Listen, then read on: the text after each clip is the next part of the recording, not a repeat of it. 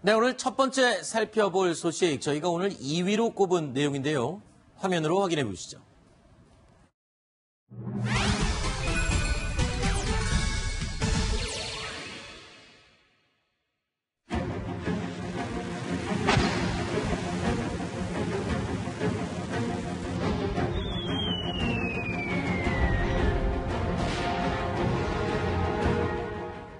They will be met with fire and fury. Maybe it wasn't tough enough, because things will happen to them like they never thought possible.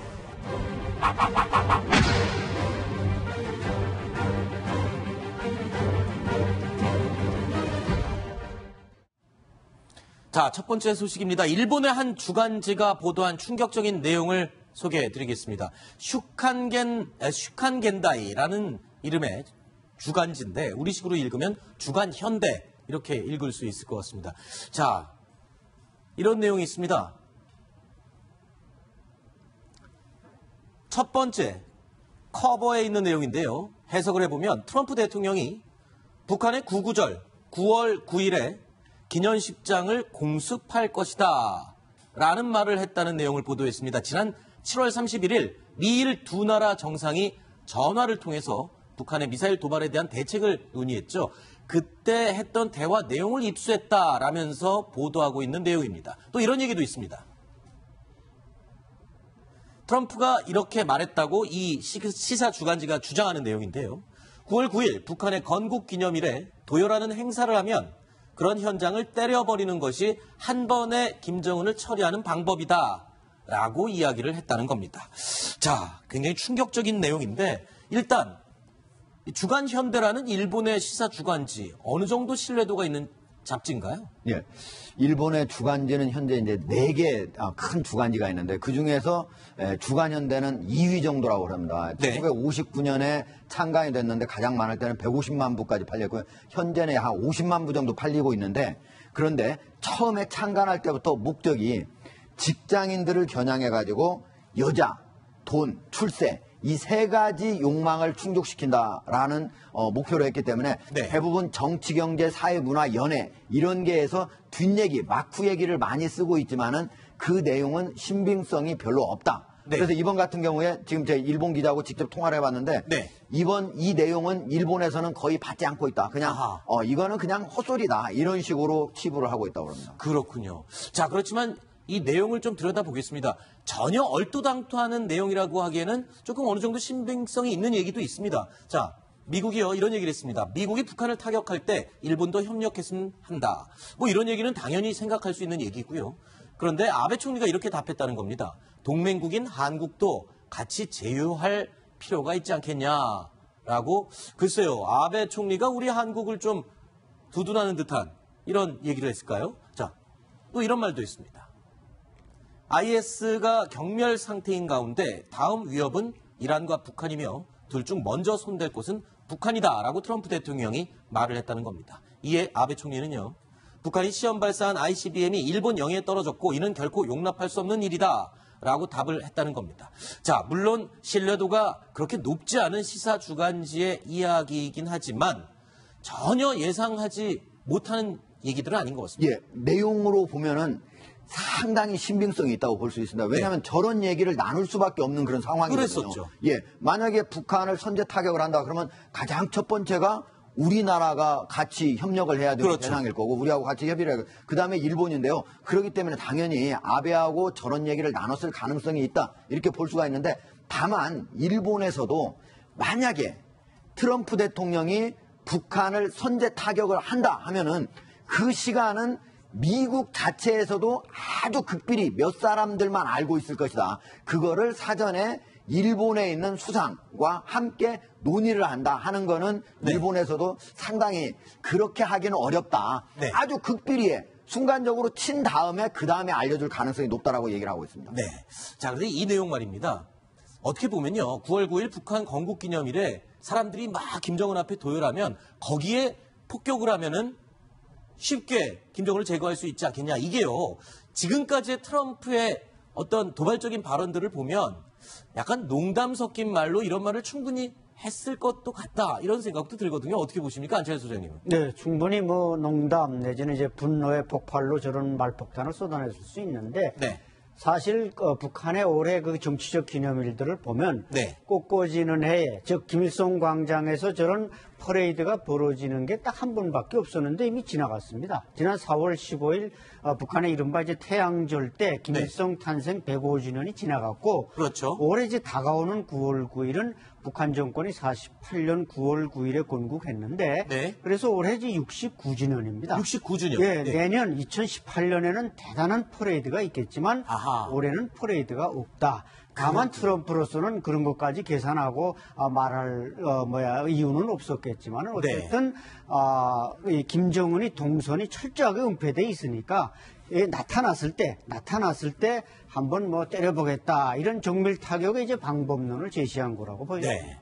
다행입니다. 실제로 9월 9일 얼마 남지 않았는데 이때 미국이 뭐 북한을 타격한다 이런 내용을 일본의 시사 주간지가 보도했다고 해서 깜짝 놀랐지만 얘기를 좀 나눠보다 보니까 신뢰도나 신빙성은 좀 떨어지는 내용일 수 있다. 그렇지만요. 이런 가짜 뉴스, 페이크 뉴스라고 해도 이런 내용이 자꾸 보도가 되면 북한의 김정은은 상당한 부담을 느낄 수밖에 없을 것 같아요. 사실 이게 가짜 뉴스라고 해도 그때 무슨 공식 행사가 있다 그러면은 김정은 입장에서는 이거 혹시 몰라. 내가 거기 나가도 걱정, 안 나가도 걱정. 이런 생각을 하지 않을까요? 그렇죠. 김정은에게는 이런 절대주의 국가의 지도자에게는 동선, 건강, 후계자 이런 문제가 가장 관심사 아니겠습니까? 네. 그래서 지금 트럼프나 미국이 여러 차례 정밀 타격을 말해왔고 아마 저 뉴스가 나간 이후에 오늘 이후에 김정은의 행동은 상당히 조심스러워질 것입니다. 그렇죠. 왜냐하면 결국 미국이 자기를 노리고 있다는 것을 뭐 언제나 알고 있었지만 어쨌든 저렇게 트럼프가 말을 했다 이런 게 이제 언론에 보도되다 보니까 김정은으로서는 더욱더 조심할 수밖에 없고 네. 뭐 저런 사례는 거의 전쟁 2차 대전 후에 없었는데 주석단이나 이런 퍼레이드를 직접 공격한 일은 없었지만은 어쨌든 충분히 가능성 있는 얘기이기 때문에 김정은은 더욱 공포에 빠질 수밖에 없는 거죠. 네. 그도 그럴 것이요. 김정은이 아무리 좀 신뢰가 떨어지는 뉴스를 들었다고 해도 본인을 타격하고 폭격하겠다라는 트럼프 대통령의 말에 그냥 신경을 안 쓸 수 없는 이유가 있습니다. 자, 지금 현재 백악관을 장악한 전쟁 이 견제 세력이 없는 상황입니다. 그러니까 백악관을 장악한 결정권을 갖고 있는 주요 자리에 있는 4명의 면면을 살펴보면 굉장히 강성입니다. 그렇지 않습니까, 김정은 교수님? 네, 전부 다 3명은 해병대 출신이고 1명은 육군 중장 출신인데 전부 다 미국의 군부 내에서도 강성을 알려진 아주 유명한 사람들입니다. 네. 네. 그러니까 지금 면면을 살펴봐도 존 켈리 백악관 비서실장, 해병대 4성 장군 출신이고요. 제임스 매티스 국방장관, 베트남전에 참전했고 해병대 중부 사령관을 지냈던 사람입니다. 조지 던퍼트 합참의장, 역시 현역 군 장성 출신이고요. 여기 또 허버트 맥메스터 역시 현역 육군 중장 출신입니다. 그러니까 지금 미국 백악관에서 어떤 전쟁에 대한 결정을 내리는 것에 대해서 굳이 반대를 할 사람이 없어 보인다. 이런 상황에서 김정은은 위협을 느낄 수밖에 없겠죠. 그렇죠. 제가 볼 때는 아마 뭐 매파들로 구성되어 있다는 말보다는 어떻게 보면 독수리파로 구성됐다. 저는 네. 특히 이제 상륙작전이나 뭐 이런 어떤 정밀 타격에 아주 노련한 해병대 장군들이 포진하고 있다는 것은 정말 대단한 김정은에게는 위협이 되겠습니다. 네, 그러나 전쟁을 한 사람들은 전쟁을 해본 사람은 전쟁이 얼마나 참혹한지 알기 때문에 그렇군요. 오히려 전쟁을 해본 사람들이 전쟁을 회피하려고 하는 그런 경향도 있고 네. 다만 회피할 수 없으면 전쟁을 결정할 것이지만은 다른 방법이 있다면 오히려 전쟁을 해본 사람들이 전쟁을 회피하려 할 겁니다. 네. 자, 북한의 잦은 도발과 이 말폭탄, 여기에 발끈한 트럼프 대통령 어제는 화염과 분노라는 말을 썼는데요. 오늘 또다시 그거보다 앞서 나간, 더 나간 말을 했습니다. 들어보시죠. Maybe that statement wasn't tough enough. And we're backed by 100% by our military. We're backed by everybody. And we're backed by many other leaders. North Korea does anything in terms of even thinking about attack of anybody that we love or we represent or our allies or us, they can be very, very nervous. Things will happen to them like they never thought possible. 자, 미국 내에서 이 분노와 화염, 예방전쟁, 선제타격, 무시무시한 말들이 계속 연일 쏟아지면서 여러 가지 선제타격, 전쟁 시나리오들이 쏟아지고 있습니다. 그런데 몇 가지 좀 잘못 알려진 부분들이 있어서 저희 뉴스탑10 팀이요. 그를 바로 잡아보려고 합니다. 자, 먼저 요즘 제일 많이 얘기가 나오고 있는 바로 이 이야기입니다. B-1B 폭격기로 북한을 선제타격할 것을 미국이 준비하고 있다.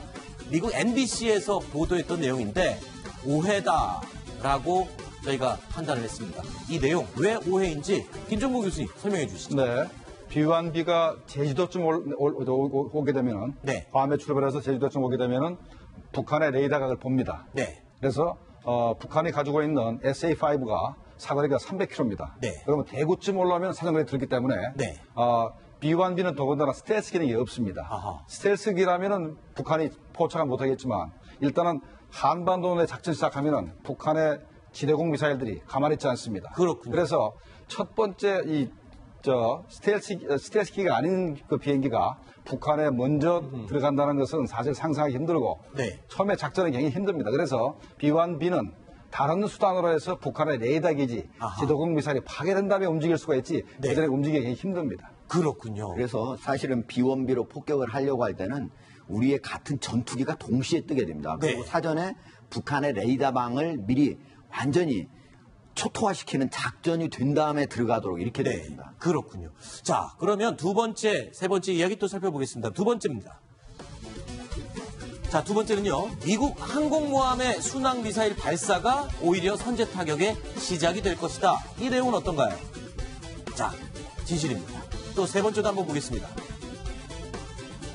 미국의 선제 타격이 시작되면 우리 한국은 자동으로 개입이 될 수밖에 없다. 이것도 진실입니다. 자, 이 두 개가 좀 연관성이 있는 것 같은데요. B-1B 폭격기로 선제 타격하는 것은 현실적으로 이야기가 좀 불가능하다라는 얘기였는데 그렇다면 그 선제 타격의 시작은 항공모함의 순항 미사일이 시작을 할 것이다. 그리고 두 번째, 그 미사일이 발사가 시작되면 우리는 자동으로 개입될 수밖에 없다. 이건 무슨 얘기입니까? 네, 일단은 항모 전달이 오게 되면 네. 구축함 두 척, 순양함 한 척, 그다음에 뭐 핵잠함 한두 척이 따라오지 않습니까? 근데 거기에 보면은 토마호크라는 그 순항 미사일이 있습니다. 네. 그러면 핵잠함에는 150발 이상, 그다음에 구축함에 상당한 숫자가 있는데 그 순항 미사일, 토마호크라는 순항 미사일이 바로 전쟁의 시작입니다. 아하. 이라크 전쟁, 그러니까 91년도 걸프 전쟁도 그랬고, 그다음에 이라크 전쟁도 그랬고, 네. 모든 전쟁의 시작은 일단은 레이더 기지와 지도공 미사일을 먼저 둘러보셔야 되기 때문에 아하. 미 항모 전단이 한 3개 이상 한반도에게 오는 것이 바로 전쟁의 시작이지. 네. B-1B 폭격기가 왔다 갔다 한다 그래서 전쟁의 시작이 아니라 생각이 됩니다. 그럼 세 번째, 이 미국이 선제 타격, 즉 순항 미사일 등 미사일을 발사하는 것을 시작으로 선제 타격이 시작된다고 한다면 왜 한국이 자동으로 개입이 되는 겁니까? 일단은 그 구축함이나 잠수함에서 순항 미사일만 발사돼 가지고는 북한이 많은 레이더 기지, 또 미사일 기지를 한꺼번에 두들겨 볼 수가 없기 때문에 주한미군이 개입하게 됩니다. 네. 주한미군이 가지고 있는 에이테킴스나 이런 그 지대지 미사일들이 공격을 시작하기 때문에 한국은 자동적으로 개입할 수밖에 없게 됩니다. 네. 그러면 우리가 가지고 있는 현무계열 미사일들이 한 1000발 되거든요. 네. 그럼 우리도 미국을 도와서 1000발 미사일 쏘게 되기 때문에 네. 자동으로 개입되게 되어 있습니다. 아, 그러면 이 B-1B 폭격기는 그럼 언제쯤 투입이 되는 겁니까? 이 항공모함과 미사일 발사가 선제 타격의 시작이라면? 일단은 레이더 기지를 충분히 부수고 네. 북한의 비행장과 항공기를 많이 격추시킨 다음에 네. 그다음에는 뭐 F-20이나 F-35 스텔스기가 들어가서 네. 다 파괴가 됐는지 확인을 해서 레이더 기지를 맞아 제거한 다음에 바로 B-1B가 들어가서 아하. 대형 폭탄, 최대는 13.5톤짜리 대형 폭탄, 일반적으로는 한 2,000파운드짜리 900kg짜리 폭탄을 들고 가서 북한의 지하 핵시설을 파괴하게 됩니다. 결국은 선제 타격의 중반 또는 이후 마무리를 할 수 있는 그런 전략 자산이 B-1B 폭격기였군요. 알겠습니다. 저희가 요즘 많이 언론에서 보도되고 있는 이 선제 타격 시나리오 가운데 잘못된 부분을 짚어드리기 위해서 저희가 마련해봤습니다. 자, 첫 번째 이야기 마무리하고요. 두 번째 이야기 준비되어 있습니다. 저희가 오늘 3위, 4위로 꼽은 두 가지 이야기를 살펴보도록 하겠습니다. 화면으로 확인해 보시죠.